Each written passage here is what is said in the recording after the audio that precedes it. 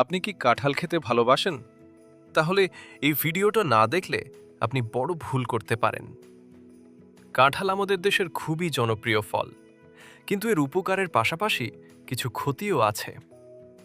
Main benefits: ১. শক্তি বাড়ায়। কাঁঠালে প্রাকৃতিক চিনি থাকে, যা শরীরকে দ্রুত এনার্জি দেয়। ২. রোগ প্রতিরোধ ক্ষমতা বাড়ায়। এতে থাকা ভিটামিন সি শরীরের ইমিউনিটি বাড়াতে সাহায্য করে। ৩. হজম ভালো করে। কাঁঠালে ফাইবার বেশি থাকায় হজম শক্তি বাড়ে। ৪. হার্ট ভালো রাখে। পটাশিয়াম থাকার কারণে এটি হার্টের জন্য উপকারী।